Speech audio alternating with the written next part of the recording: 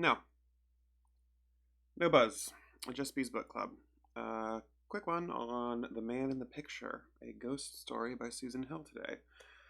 Um, it's pretty good. It is. I probably have more to say about the tradition than the book itself, but you know, is in that British ghost story, Christmas ghost story sort of tradition. Probably most famously, the old Christmas Carol.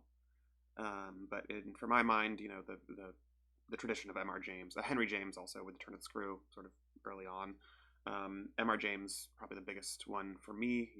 A whistle and they'll come for you, my lad, etc., etc. That style, cold house somewhere in Britain, often in the Oxbridge area. There's a fire roaring. An older man tells a story of dubious remit about some haunting somewhere. Yeah, this came out in 2007, I think. Is that right? Doing so much research.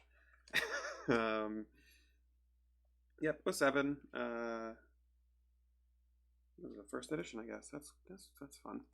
Um, I sort of just ran across it. Always a fan of a good British horror or ghost story specifically. Picked it up and was like, oh, this is neat. It starts out very as the numbers, by the numbers, as it were. A old man named Theo Parmiter tells a young scholar who's visiting a story about his life on a cold day in front of a raging fire with some Scotch bourbon. I can't remember which handy. The thing I enjoyed about this is it does a good job of taking that structure and playing with it a bit. Um, so it doesn't do the thing that many of the stories do, right? Which is just it gives you the frame, two people, maybe a couple more sitting in front of a fire with a drink, telling stories about the past and some ghost potentially.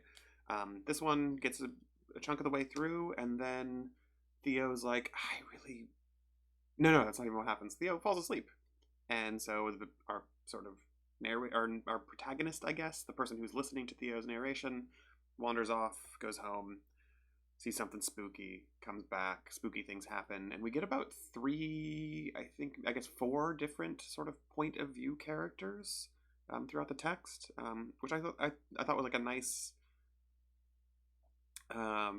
It's not an update to the form, but a nice twist on the sort of traditional form of these ghost stories, and I was dragged through it in that way as well. Just a little structural thing I think tended to add a lot to that. The other side of this, right? It's called The Man in the Picture. It's also sort of engaged in the history of haunted or otherwise skewed paintings in literature. You're obviously thinking Oscar Wilde, of course. You're thinking of whatever that story by Borges is called. It's in the Aleph that I've never actually read all the way through. That's about the Minotaur. If you're on this channel because you're a bee, and so therefore you are a bee because you're a bee on this channel.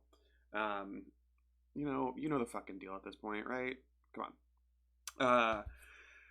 You might even be thinking of some of the elements of Caitlin Kiernan's The Red Tree, that book that I liked a bit ago, despite, well, whatever. Some bummers that have seemed to have come out. Yeah, a good little romp, Venice is in it. There's a painting, spooky painting. Probably other spooky painting stuff that I've read. Google's gotten so bad. I went to Google like horror stories about paintings, and it was just exclusively shit that was just like the 5 scariest paintings compiled by somebody getting paid $10 an hour. Not that I ever worked in that industry, whatever. Yeah, $10 an hour is way over what. Anyway, yeah, good little spooky read. Ghost stories are fun. Maybe I'll read an M.R. James collection at some point. It seems like a fun thing to do. Maybe it's a Christmas move. Maybe it's a Christmas move. Thanks for not watching.